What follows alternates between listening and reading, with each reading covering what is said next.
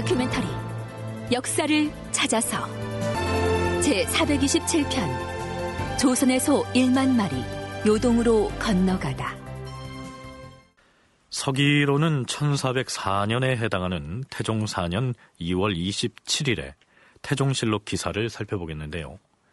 요즘으로 치면 신문 사회면에 머릿기사쯤에 해당할 만한 사건을 올려놓고 있습니다. 참고로 이 기사에 등장하는 간호 혹은 산호란 권문세가에서 사사로이 부리던 노비를 일컫습니다. 한양 사람인 판사 이자지에게는 딸 셋이 있었다. 맏딸은 내은이인데 나이 16세에 아직 시집가지 않았고 그 아래 동생은 모두 어린 나이였다. 그런데 이자지 부부가 연이어서 사망하고 말았다. 언니, 부모님이 다 돌아가셨는데 우린 이제 어떻게 해야 돼? 얘야, 걱정하지 마. 우리에게는 부모님이 부리던 노비들이 있지 않니? 자, 마음 굳게 먹고 두 분 3년상을 치르는데 소홀함이 있어서는 아니 될 것이야. 부모님이 물려주신 재산도 넉넉지 않은데 어떻게 3년상을 한다는 거야? 그리 말해서는 아니 되는 것이다. 우리는 어엿한 사대부 집안인데 부모님의 3년상을 모시지 않는다면 사람들이 어찌 보겠느냐. 큰딸 내은이는 두 동생들과 더불어 하인 연지와 어린 노비를 데리고 3년상을 행하려고 하였다. 부모님이 부리던 간호 실구지가 그 아우와 더불어 과주, 곧 지금의 과천에서 살고 있었는데 하루는 그 노비가 찾아와서 내은이에게 말했다. 아씨, 두 분 주인마님이 세상을 떠난 마당에 어찌 어린 동생들을 데리고 3년상을 치러낼 수가 있겠습니까? 무슨 소리를 하는 것이냐. 이래봬도 내가 어엿한 사대부 집안의 가장인데 어찌 돌아가신 부모님에 대하여 자식의 도리를 마다할 수 있겠느냐. 그러지 마시고 저하고 같이 과주로 내려가시지요. 제가 아씨와 두 동생들을 잘 모시겠습니다요. 자고로 규방문 바깥으로 거처를 옮기는 것은 여자의 도리가 아니다. 하물며 지금 부모님이 돌아가셨는데 어찌 너희 집으로 가서 살 수가 있겠느냐. 지금 그리 말할 처지가 아닐 텐데요. 장차 아씨와 두 동생의 생계가 이 종놈 형제에게 달려있지 않습니까? 만일 우리의 제안을 따르지 않는다면 우리 역시 아씨와 두 자매를 돌보지 않고 도망을 쳐버릴 겁니다. 자, 어찌하시겠습니까? 맹물만 마시면서 3년상 치르다가 두 동생과 함께 굶어 죽는 길을 택하겠습니까? 하늘도 무심하시지. 내은이는 부득이 과주에 있는 실구지의 집으로 갔다. 종들은 기쁘게 주인집의 세 딸들에게 음식을 주며 받들었다.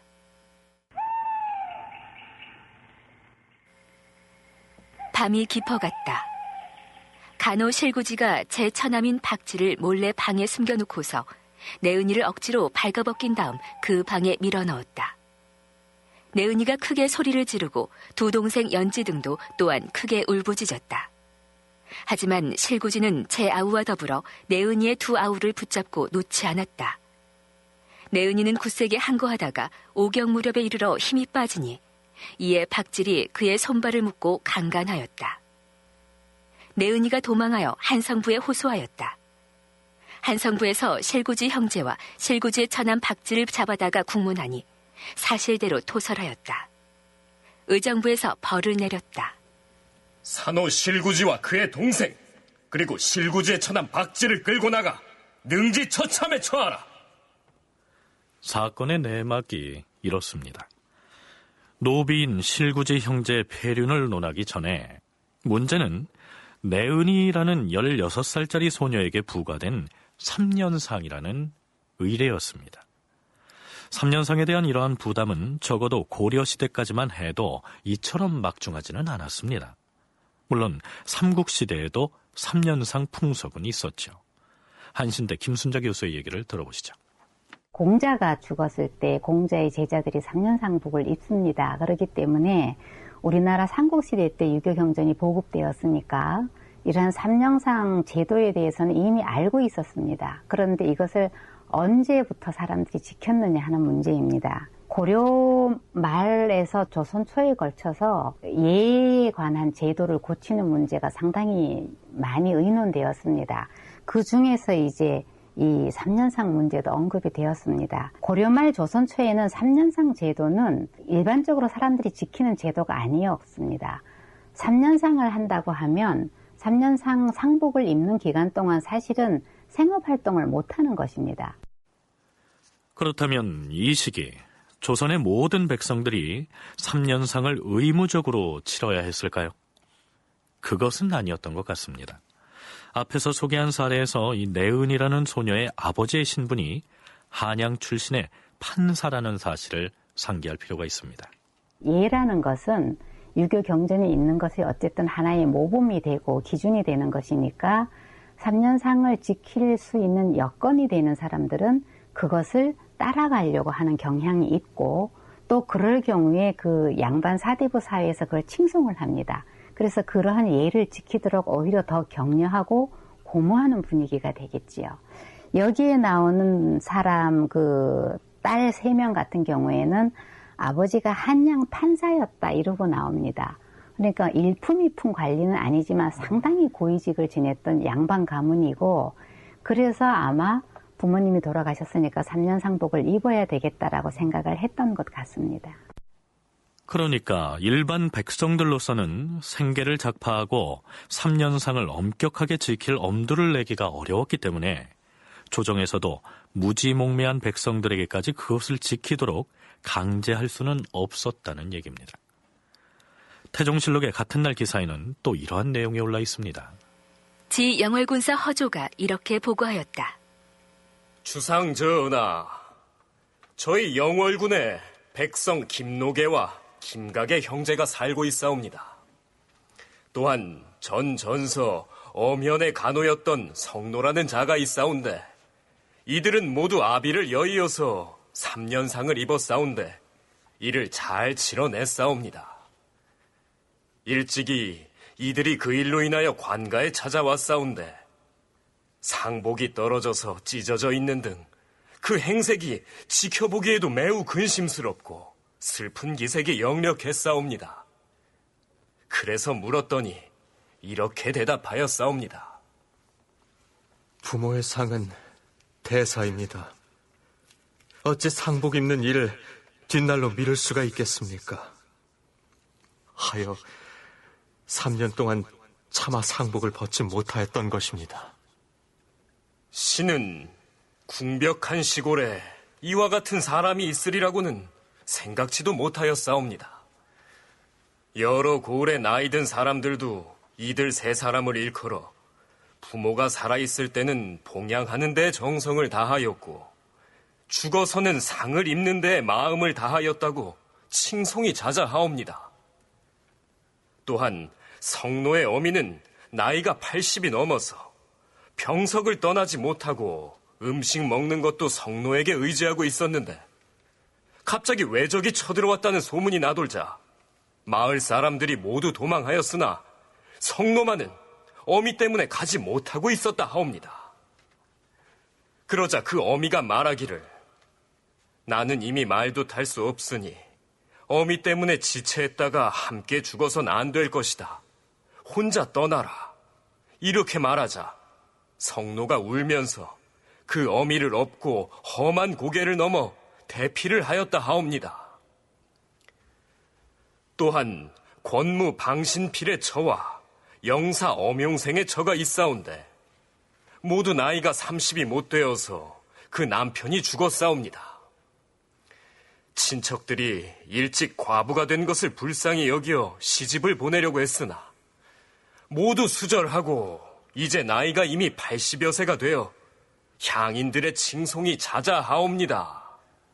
지방관으로 파견된 관리들이 부임제에서 수집한 미담들을 중앙조정에 보고를 하면 그 집안의 군역이나 부역을 면제해주는 방식으로 포상을 했었는데요. 그 미담들 중에는 어려운 처지에서도 3년상을 치러낸 사례가 가장 많습니다. 연세대 국학연구원 윤훈표 연구원의 얘기를 들어보시죠. 유교 사회의 어떤 그 백성 교화의 가장 중요한 문제입니다. 거긴 교화 충으로서 이루어진 사회이기 때문에 이 부모 3년상이 바로 그런 어떤 교회의 가장 그 기본이 되는 그런 그 행위입니다. 물론 이제 외적의 침입과 같은 위급한 사태를 맞이해서도 3년상을 해야 되느냐. 거기서 이제 단축해야 된다라고 하는 그걸 이제 권고라고 하는데 그런 것은 허용합니다. 하지만 그렇지 않을 경우에는 예외가 있어서는 안 됩니다. 그런데 이제 문제가 되는 게 군인하고 노비들 이런 사람들은 이제 문제가 되어가지고 굉장히 많은 그 논의가 있었습니다. 하지만 부모에 대한 3년상은 유교 사회의 어떤 상징적인 것이었기 때문에 어떻게든지 관철시켜야 된다. 이게 그 당시 유정자들의 기본적인 생각이었습니다. 얼핏 생각하기에 사망한 부모를 추모하는 의례를 3년간이나 수행한다는 것은 그 개인은 물론이려니와 국가적으로 봐도 대단히 소모적인 듯한데요.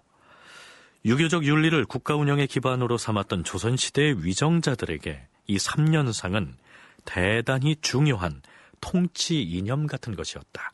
이런 얘기입니다. 사회 기강이라고 하는 것은 그보다 더 중요한 겁니다. 그러니까 사회가 온전하게 그 사람들이 봤을 때 움직이고 운영되느냐. 이거는 이제 유교라고 하는 게 그 바탕이 돼야. 그러니까 뭐 군인들이 뭐 일을 안 하고 뭐 만약 다른 것을 통해 가지고 뭐 소홀히 여긴다든가 도망친다든가 그런다면은 끝까지 잡아가지고 이 처벌을 해야 되겠지만 부모의 3년상 때문에 근무를 못 한다라고 했을 때는 국가는 그것을 인정해 주지 않으면 안 됩니다. 왜? 다른 집단도 거기에 본받아가지고 똑같이 해야 되니까요. 국가, 유교 사회로서는 양보할 것과 양보할 수 없는 것이 분명하게 그 기준이 나눠지게 되는데요. 이제 다시 명나라와의 외교 관계를 짚어보기로 하겠습니다. 태종 4년 4월 18일. 전하, 도승지 박성명이 옵니다. 들라.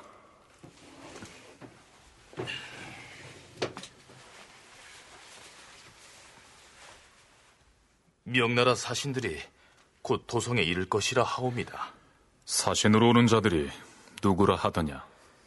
장인 사경 한천모가와 홍려 시서반 오수, 그리고 행인 이영 등이 옵니다. 황제의 조문 사절이라 했느냐? 아니옵니다. 이들이 가지고 온 것은 예부의 자문이옵니다. 그런데도 과인이 궐 밖에 나가서 그 자들을 영접해야 하느냐? 관례상 그리 해왔사옵니다. 예부의 자문이 어떤 내용이라 했느냐? 첫 번째 내용은 소무역에 관한 것이었고. 뭐라? 그동안에는 말을 징발해 가더니 이번에는 소를 내놓으란 것인가? 허허, 이 자들이 우리 조선에 요구하는 것이 어찌 그리도 많단 말이냐? 화자에겐 또 어찌 된 것인가? 전에 보낸 화자들 중 상태가 안 좋은 자들이 있어서 돌려보낼 것이니 그 수만큼 다시 보내라는 내용인 줄 아옵니다. 알겠느니라. 출발할 터이니 어가를 준비하라. 예, 전하. 여기에 나오는 불화자를 쓰는 화자란 거세한 남자, 곧 환관을 일컫습니다. 그 내용은 뒤에서 살피기로 하죠. 어찌됐든 태종은 대궐을 나서서 서교, 즉 서대문 밖으로 마중을 나갑니다. 태종은 이때 명나라에서 온 사신들 때문에 기분이 상하고 말았는데요. 자, 왜 그랬는지 살펴보시죠. 임금이 사신을 서교에서 맞이하였다. 장막 안에 들어가서 사신을 기다리다가 드디어 사신이 도착하자 장막 밖으로 나와 서 있었다. 사신이 말에서 내리지도 않고 사람을 시켜 임금에게 빨리 말에 오르라고 고하니 임금이 좋지 않은 기색을 보였다. 대궐에 이르러 사신과 더불어 전상에 올랐는데 사신이 좌우를 물리치고서 임금을 꿇어앉게 하였다. 그리고 사신 오수가 큰 소리로 자문을 외웠다. 황제 폐하의 말씀을 전하겠노라. 예전에 건문제가 함부로 군사를 일으켜서 우리 명나라의 군사와 백성들이 많은 해를 입었으나 지금은 천하가 태평하여 군사와 백성들이 각각 편안하게 생업에 종사하게 되었다. 다만 요동에는 소가 모자라고 요동과 접경한 조선국에는 소가 많이 생산되니 너희 예부는 사람을 보내 조선 국왕에게 알려서 저들로 하여금 쓸만한 경우 만필을 뽑아서 요동 도사에게 보내게 하라. 이렇게 칙명하시었다. 또한 근자에 조선국에서 화자 35명을 보냈는데 오는 중도에서 병으로 죽은 2명을 제외하고 33명이 중국에 도착하였다.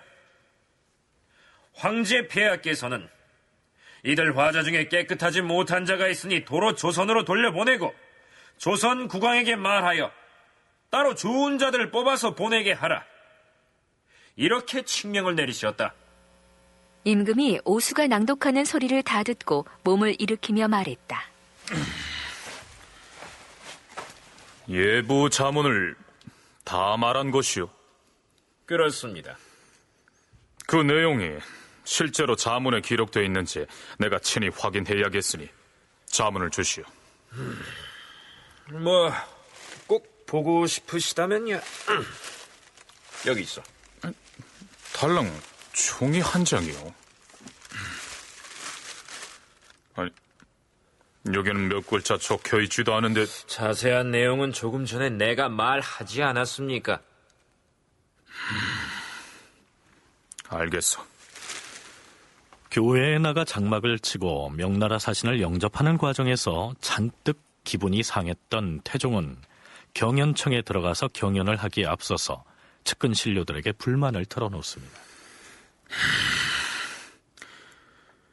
오늘의 일은 참으로 불편하였다.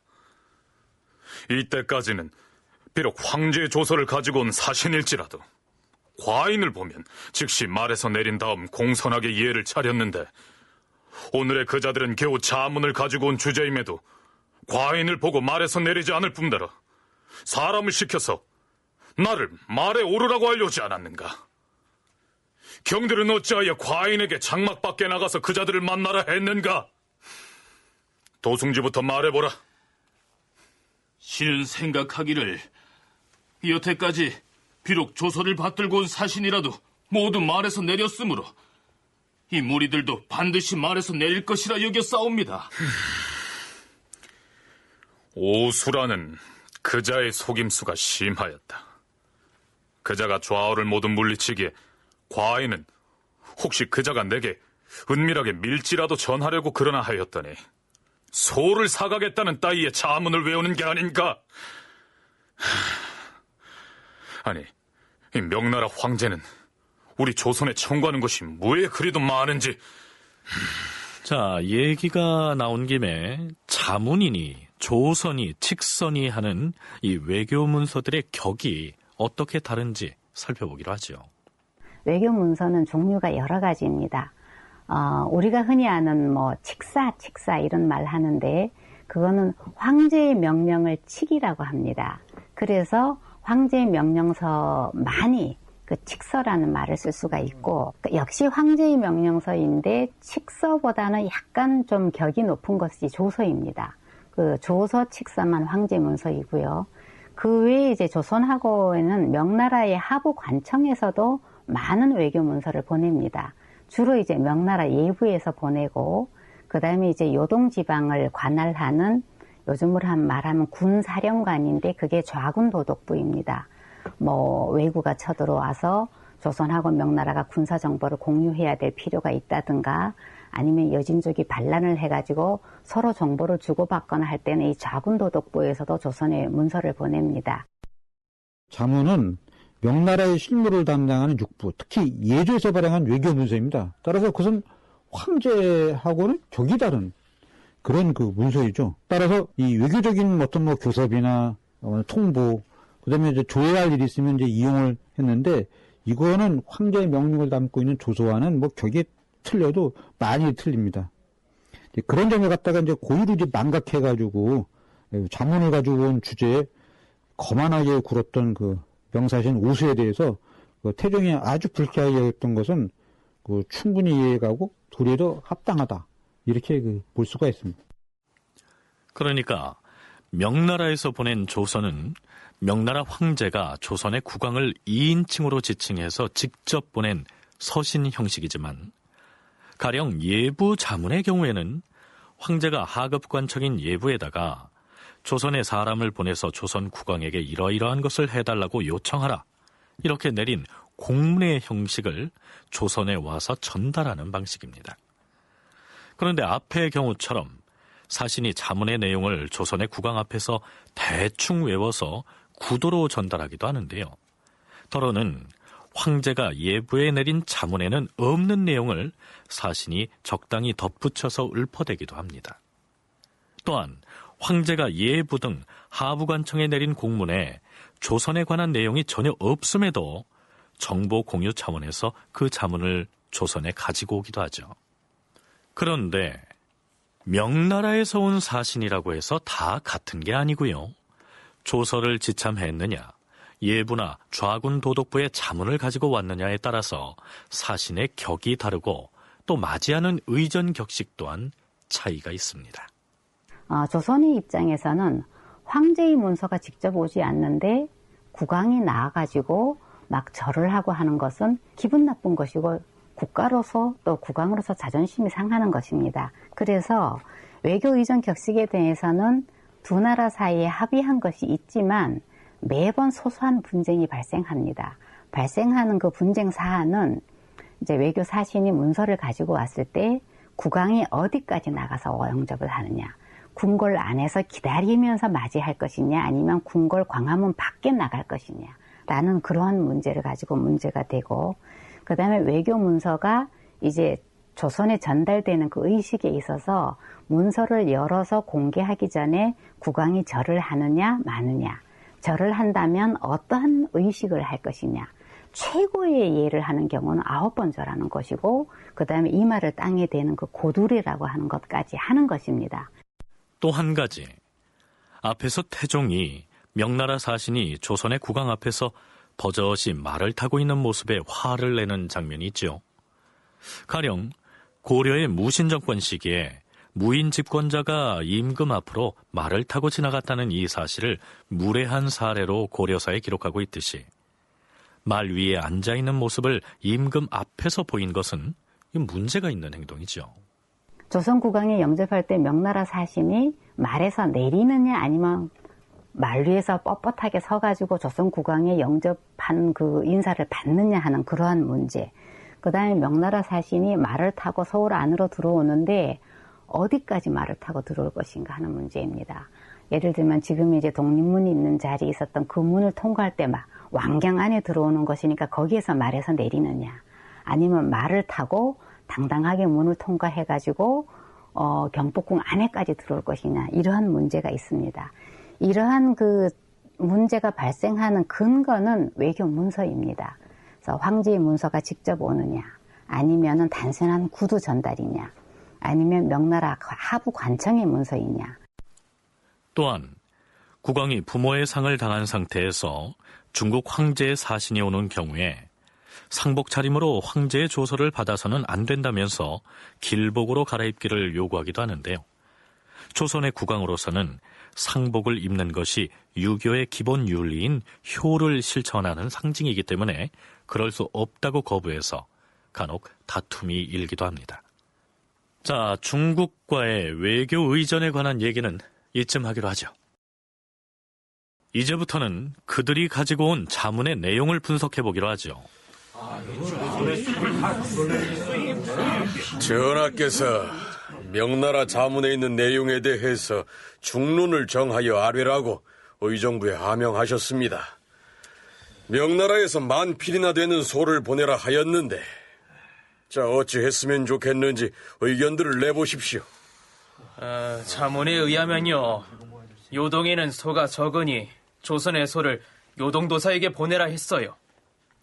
그러니까 우리가 보낸 소를 요동에서 쓰겠다는 얘기인데 왜 갑자기 요동지방에서 그 많은 소가 필요해졌을까요?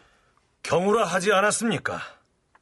농경을 하겠다, 농사를 짓겠다는 얘기죠. 아니, 그럼 왜 여태까지는 농사에 힘을 쓰지 않다가 갑자기 농경을 하겠다고 나서느냐 이 말이지요. 소 10,000마리로 요동 벌판을 파 뒤집기라도 할 모양인데. 영락제가 새로 황위에 오르지 않았습니까? 이전에 건문제를 죽이고 황제 자리를 차지했으니 뭔가 획기적인 정책으로 민심을 얻어야 할 필요가 있었겠지요. 요동 지방을 항구적인 자기 나라 영토로 확보하자면 거기에 사람들을 정착시켜서 농사를 짓게 해야 한다. 그러자면 농기구도 필요하고 농우도 필요할 것 아니겠어요? 요동을 개발하는 것도 좋고 대대적으로 농사를 장려하는 것도 다 좋은데 왜 하필이면 또 우리나라에서 소를 가져가겠다고 하느냐? 이게 문제 아닙니까? 우리가 그걸 황제한테 따질 처지는 아니지 않습니까? 명나라 요동을 갖다가 차지하고서 정치적으로 이제 경영하면서 중요한 문제가 뭐냐면 경제적으로 그 지방을 육성시켜야만 됐습니다. 우리가 그 원나라를 대신해서 여기를 차지해가지고 무슨 좋은 점이 있겠는가. 그랬을 때 경제적으로 만약 그 융성하게 된다면 굉장히 큰 힘이 되는 것이겠죠. 그래서 이 명나라가 요동 지역을 이제 차지해가지고 본격적으로 경영하면서 농사를 갖다 활성화시켜가지고 경제 성장을 갖다가 아마 꾀하려고 했던 것 같습니다. 그래서 이제 기반으로 해서 새로 획득한 요동 지방, 즉 동북 지방에 대한 민심을 자기 편으로 확 끌어올려고 이렇게 했던 것 같습니다. 자고로 요동 지방에 거주하는 사람들은 대개 유목민들이어서 체질적으로 농사 짓는 일을 좋아하지도 않았을 것이고 농경에 대한 경험도 별로 없었을 텐데 10,000마리의 소를 풀어서 대대적으로 농토를 일구고 파종을 하는 일이 쉽지는 않았겠죠. 그런데 윤훈표 연구원은 개인 의견임을 전제로 그곳에 농사 짓는 일을 전파한 사람들은 고려에서 건너간 사람들이었을 가능성이 크다. 이렇게 분석하고 있습니다. 이 시기에 들어서 요동지방, 이른바 만주, 오늘날 이제 동북지방인데 그 사회 경제적인 구조에 변화가 일어나기 시작합니다. 이전에는 순전히 사냥, 그 다음에 유목, 이런 것에 이제 의존해서 생활했는데 일부 지역에서 이 여건이 변하면서 서서히 농사를 짓기 시작해요. 저의 생각 추측이지만 고려 사람들이 이 요동, 즉 동북지방에 원나라 때 대거 이주하면서 농사를 짓기 시작했던 것 같습니다. 그래서 이걸 보고서 여진족이나 다른 몽골 사람, 다른 종족들도 농사라고 하는 것이 굉장히 중요하고 의미가 크구나. 그래서 농사에 대해서 점차로 관심을 보였던 게 아닌가라고 생각됩니다. 1860년대 당시 조선에서 연해주로 이주한 우리의 선조들이 이주와 동시에 그곳에 벼농사를 전파했다는 사실이야 널리 알려진 얘기인데요. 윤훈표 연구원의 말처럼 당시 요동 지역의 유목민들에게 처음으로 농사를 가르치고 전파했던 사람들이 고려인들이었을 가능성이 크다는 얘기죠. 그렇다면 조선에서는 10,000마리의 소를 마련하는데 문제가 없었을까요? 명나라 사신이 전달한 자문을 보면 요동에는 소가 적지만 조선에는 많다고 했는데 물론 우리 조선의 소들 대부분이 농사 짓는 데 필요한 농우들이긴 하지만 10,000마리나 되는 소를 요동에 넘겨주고 말면 우리 농사는 어떻게 하라는 것입니까? 그래도 어찌합니까? 안 보낼 방도가 없으니. 우선 진원색부터 설치를 하고 소를 확보해야지요. 지금이 4월이라 농사철인데 누가 농우를 자발적으로 팔려고 하겠습니까? 할당을 해야죠. 관리들을 각 품등별로 분류해서 소를 바치도록 해야지요. 명나라에 소를 보내기 위해서 진헌색을 설치한다고 했는데요. 이 진헌색이란 중국 황제에게 특별한 선물을 할 때 그것을 마련하기 위해서 설치한 임시 관청을 일컫습니다. 그렇다면 이 시기 조선에서 10,000마리의 소를 명나라에 바칠 만큼 여유가 있었을까요? 사실은 몇십 년 전만 하더라도 시골에서 소 1마리 있으면 부자라는 소리를 듣는 것이 통념이었습니다. 조선시대 때도 물론 그랬습니다. 조선시대 농촌에서 소를 가진 사람은 보통 지주 집안이고 일반 농민들은 소가 없습니다. 그러면 전국에서 이 소를 징발을 했을 것입니다. 명나라하고 말무역한 것에 대한 기사가 상당히 좀 자세하기 때문에 거기에 비추어서 유추해보면 이 소도 전국에서 징발하기 위해서 전국적으로 소동이 일었을 것입니다. 그러나 태종은 자기의 어떤 그 정치적인 정당성, 입지를 정당화하기 위해서 명나라에서 요구하는 것을 일단 수용하기로 했고 6, 70년대만 해도 작은 규모로 자급자족식 농사를 짓는 집에서는 기르고 있는 소가 없어서 이웃집 소를 빌려다가 쟁기질을 하기도 했었죠. 조선 초기에는 사정이 더 어려웠을 것을 감안하면 소를 징발하는 과정에서 적지 않은 어려움이 있었겠습니다.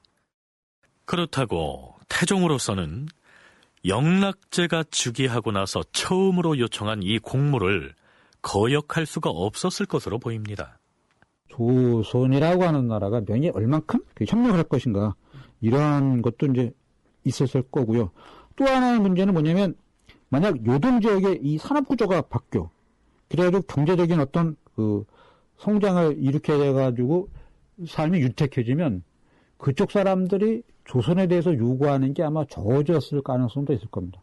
조선은 또 그 점도 생각해 보아야 되고 그 전까지는 뭘 달라 많이 와가지고 조르게 되는데 그쪽에서 이제 좀 먹고 사는 게 넉넉해지면 조선에 대해서 손보내는 것도 상당히 떨어질 거다라고 아마 판단했던 것 같습니다. 그게 아마 이제 그 삼자의 이해관계가 일치하면서 그런 이제 대량으로 소를 보낸 게 아닌가.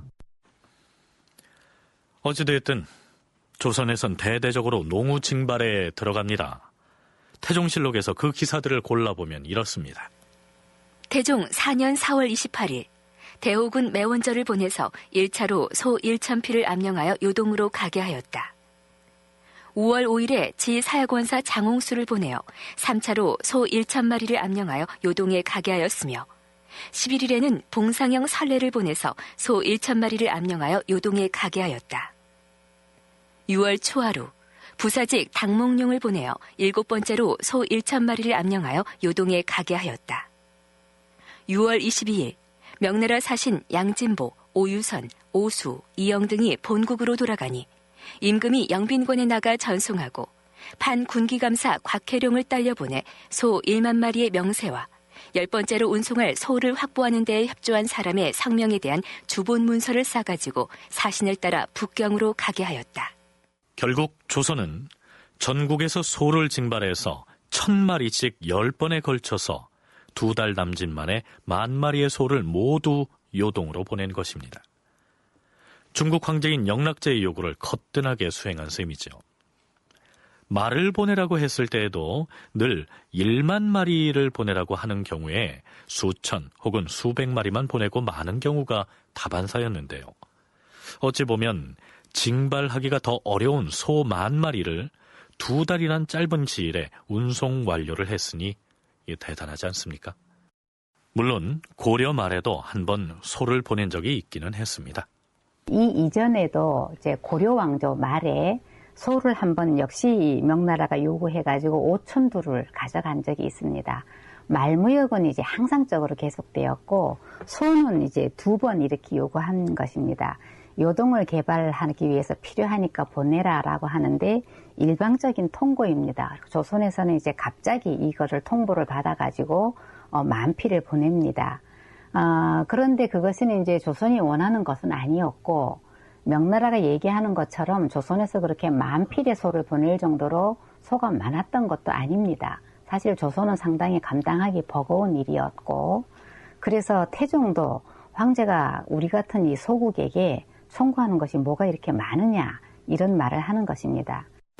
그런데 오수라는 사람을 비롯해서 명나라 예부의 자문을 가지고 왔던 사신이 아직 머물러 있던 중에 이번엔 황제의 공식 조서를 지참한 사신들이 또 나타납니다. 태종 4년 6월 10일 명나라 조정의 사신 양진보와 급사중 오유선이 조서를 받들고 오니 조서를 맞이하기 위한 의식을 거행하였다. 먼저 온 사신 오수 등이 대궐들 위에서 조서에 절한 뒤에 개독하였다. 명나라 황제로서 조칙하노라. 짐이 들으니 제왕의 도는 사랑하는 사람을 세우기를 친한 이로부터 하고 자식이 되어 공경하지 못하면 아비에게 미치지 못한다 하였다.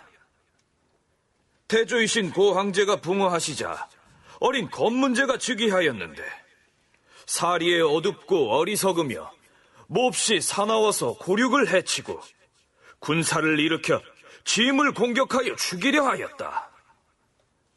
반드시 다 죽여서 한 사람도 남기지 않으려 하니 천하가 텅 비고 사직이 거의 망하게 되었다.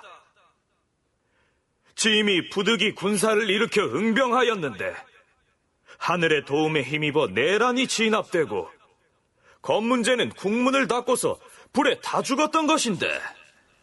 그렇게 해서 자신이 황제의 자리에 올랐다는 얘기입니다.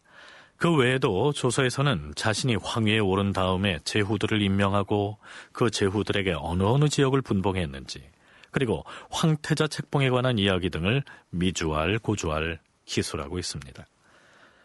자신의 황제 즉위의 정당성을 역설하는 것으로 일관하는 다소 밋밋한 내용의 조서입니다. 그런데 먼저 온 사신인 오수와 이영 등의 사신들은 자기들끼리 다툼을 벌입니다. 임금이 태평권에 가서 사신에게 잔치를 베풀었다. 먼저 온 사신 오수와 이영도 잔치에 참여하였다. 임금이 돌아간 뒤에 오수가 이영에게 말했다. 자, 우리들이 먼저 이 나라에 오지 않았어. 잔치하고 남은 술이 있으니 그 술로 뒤에 온 사신을 위로하는 것이 어떠하오? 그러자 이영이 오수를 꾸짖었다. 그것은 아니될 말이오. 조선 국왕께서 이미 큰 잔치를 베풀어 우리를 위로하였는데 우리가 다시 잔치를 열면 국왕께서 어떻게 생각하겠소? 또 잔치하고 남은 이 술 역시 우리의 술이 아니라 이 나라의 술이요. 그러면 식사 때 한 잔을 권하는 게 어떠하오? 좋소. 그리하지요. 드디어 식사 때 이르러 오수가 기녀를 데리고 몹시 즐겼는데 이영이 그것을 못마땅해 하였다. 뭐들 하는 게냐? 술을 더 따르거라. 자, 수북하게 말이다.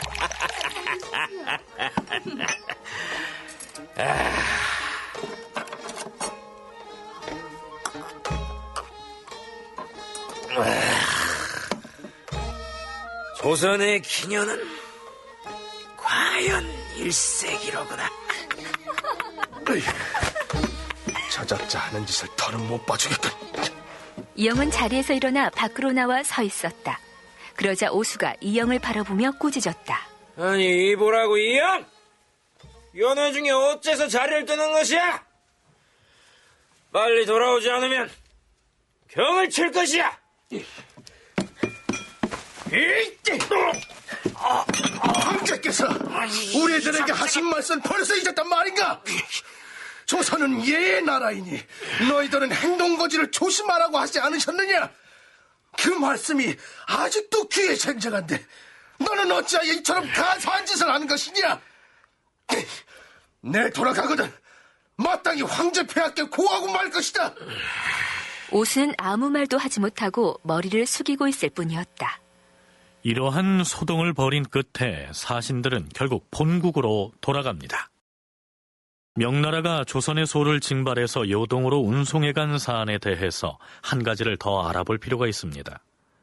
애당초 사신들이 가져온 예부의 자문에서는 조선 국왕에게 알려서 저들로 하여금 쓸만한 경우 1만 필을 뽑아서 요동도사에 보내게 하되 소 한 마리에 견 한 필, 포 4필로 값을 정하도록 하여 요동으로 운송하여 요동도사에 넘기게 하라.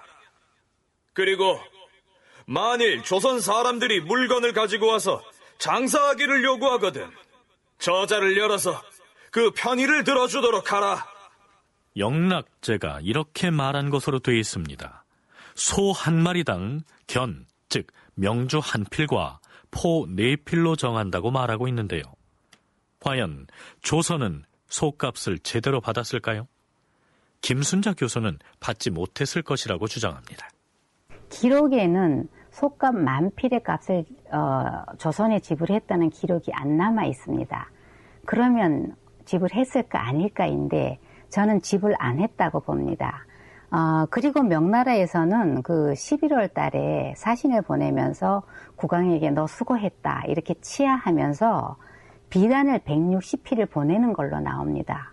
기록에는 물론 이제 160필에 보면 무늬가 있는 아주 비싼 비단도 있고 하는데, 소 한 마리의 가격을 이 조선 초기 조선 안에서 소의 값이 얼마인지, 아니면 요동에서, 그건 이제 다른 나라이니까 요동에서 소 한 마리의 가격이 얼마인지, 그 당시에 이제 평균 가격의 기준이 되는 것이 포의 가격인데요. 비교한 논문은 없는 걸로 아직까지 알고 있습니다. 김순자 교수가 거론한 비단 160필에 관한 기사를 찾아보면 이런 내용입니다. 태종 4년 11월 6일 중국 사신인 환관 유경과 국자감승 왕준용이 칙서와 상서를 받들고 오니 임금이 백관을 거느리고 선임문 밖에서 맞이하였다. 황제의 칙서는 이러하였다. 조선 국왕에게 치교한다. 왕이 사신을 차견하여 경우 1만 필을 보내어 이미 요동에 이르렀으니 왕의 충성은 진실로 가상하도다. 사신이 돌아가는데 특별히 왕에게 저사를 하사하여 왕의 은근한 뜻에 보답하게 하니 왕은 이를 수령하라. 저사가 30필이고 숙능자가 30필이고 채견이 100필이었다. 행례가 끝나자 이어서 연회를 베풀었다. 임금이 황제로부터 하사받은 비단은 영승추 이상과 기구 대신 및 오대원 등에게 나누어 주었다. 이때 조선에서 소 10,000마리를 징발해서 보내준 데 대한 고마움의 표시로 영락제가 태종에게 160필의 비단을 보내왔다는데요. 이것이 소 10,000마리의 값어치가 될 수 없기 때문에 조선은 명나라로부터 소값을 제대로 받지 못했다는 얘기입니다. 지난 423편에서 우리는 조선이 명나라에 말을 보내고 그 말값을 제대로 받았을 것인지를 탐색한 적이 있습니다. 당시 진주교대의 윤정 교수는 전근대 시대의 4대 교린이라는 체제에서 사실은 힘센 형님이 동생의 것을 싸게 받으면 안 되는 것이었기 때문에 오히려 더 많이 줘야 했을 것이다. 밑에 있는 사람들이 일방적으로 불리하지 않은 체제로 유지해야 되기 때문에 공마제도 자체도 공마를 줬다고 가격을 못 받는다, 이런 체제가 아니었기 때문에.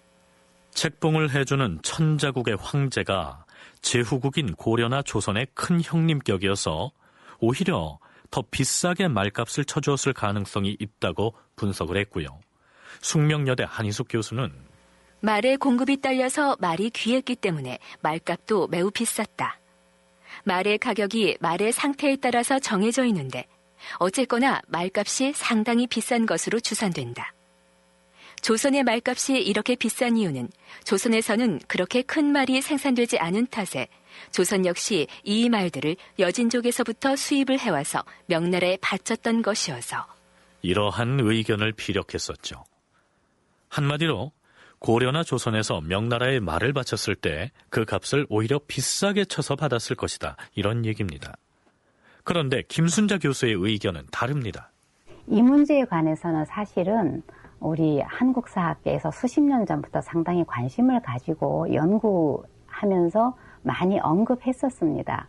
그래서 이제 4대 관계에 있는 중국하고의 공무역이라는 개념으로 연구를 했습니다.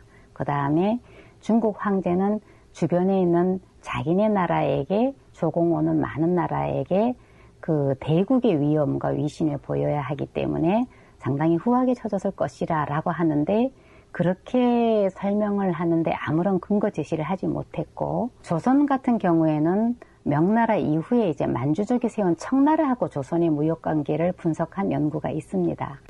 우선 조공무역의 성격으로 받쳐졌기 때문에 비싼 값을 받았을 것이라는 것은 추측일 뿐이고요.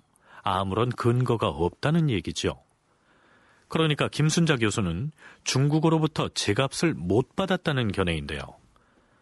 2000년 11월에 김순자 교수가 쓴 여말선초 대명 마무역이라는 논문에 그 근거가 제시되어 있습니다. 김 교수는 이 논문에서 고려사나 조선왕조실록에 기록되어 있는 말의 가격을 중국 현지에서 거래되는 가치나 고려와 조선에서 거래되는 가치 등과 비교한 결과 중국은 황제국의 지위를 이용해서 오히려 터무니없이 싼 값에 고려나 조선의 말을 징발해간 것으로 결론을 내리고 있습니다. 명나라가 말을 가져가면서 가격을 그 당시 현지 가격으로도 지불하지 않았다라는 결론이 나왔고, 명나라에서 가격을 제대로 치러준 경우는 건문제하고 영락제하고 전쟁을 하던 자기네들이 내란 상황에 있었을 때 한 번뿐입니다. 그때는 명나라가 아주 절실했죠. 그 가격을 대단히 후하게 쳐서 주었는데 그건 건문제 측에서 보낸 것입니다. 영락제가 되는 이 숙부하고 전쟁을 앞두고 조선에서 군마가 필요했기 때문에 말 가격을 선불로 미리 아주 후하게 보내줬던 것이 유일한 사례입니다.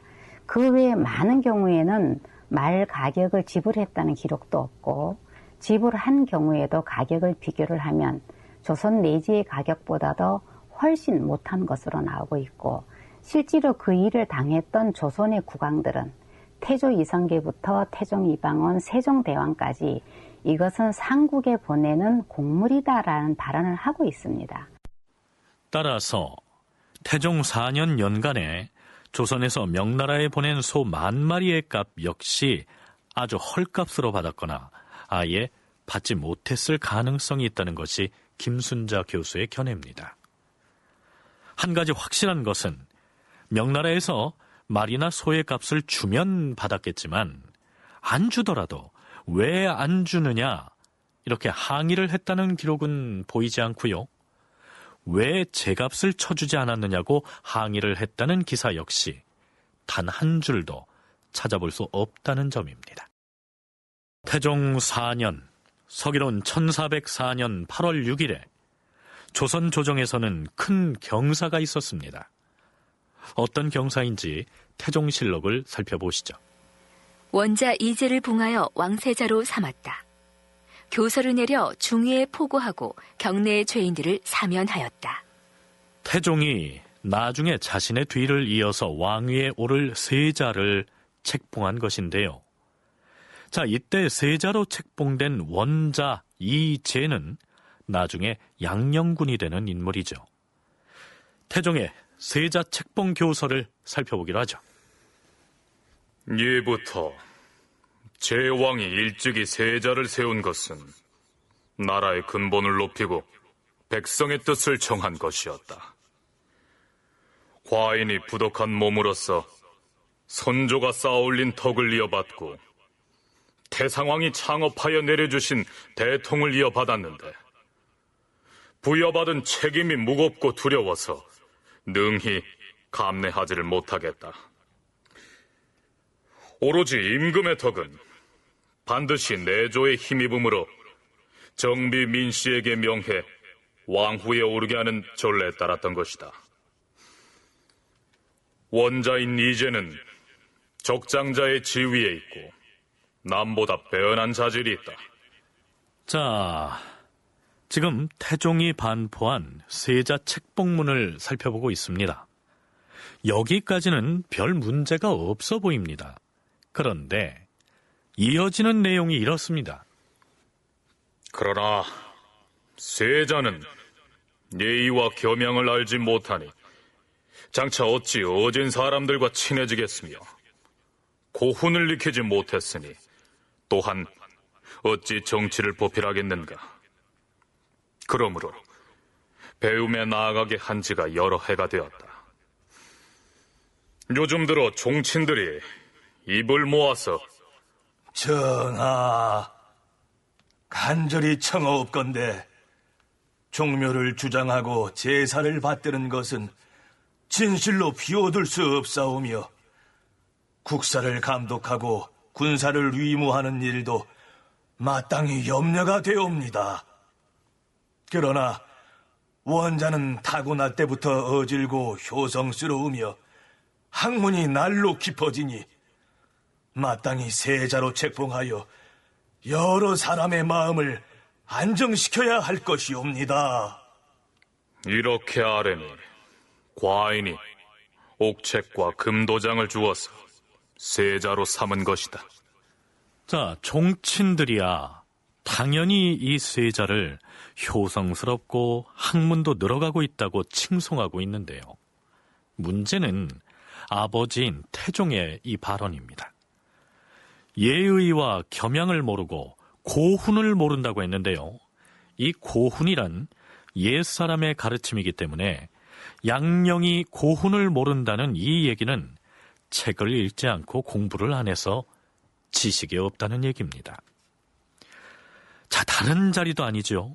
세자 책봉의 자리에서 반포한 책봉 교서에다가 왜 이처럼 세자를 깎아내리는 표현을 넣고 있을까요? 나중에 양령이 결국 폐세자가 되기 때문에 역사 기록자들이 그를 일컬어서 본래 세자의 자격을 갖추지 못했다고 이렇게 의도적으로 폄훼한 것은 아닐까요? 후대에서 왜곡하지는 않았을 겁니다. 왜냐하면 함부로 바꾼다는 건 있을 수 없으니까요. 다만 표현의 강도를 약간 높여서 적었을 가능성은 있습니다. 그렇게 이제 볼 수 있는 이유가 뭐냐면 이제 이 양령에 대해서 태종은 처음에 많은 기대를 걸고 있었습니다. 심지어 그 양령을 갖다가 명나라 황실과 혼인을 맺어가지고 그 위상을 확고히 하려는 생각도 일시 지녔던 것 같은데요. 이 사실은 그 태종이 비정상적으로 특히 부왕의 뜻을 어기고 형제들을 실행시켜서 즉위했다는 그런 점과 아주 관련이 깊은데요. 어떻게 해서든지 그 장자인 이제 양령대군에게 정상적으로 왕위를 갖다가 그 넘겨 주어가지고 모든 시비로부터 벗어나려고 했습니다. 자, 태종의 세자 책봉문에 들어있는 이러한 일부 부정적인 표현들에서 장차 양령이 헤쳐나가야 할 험로들이 예견되지 않습니까?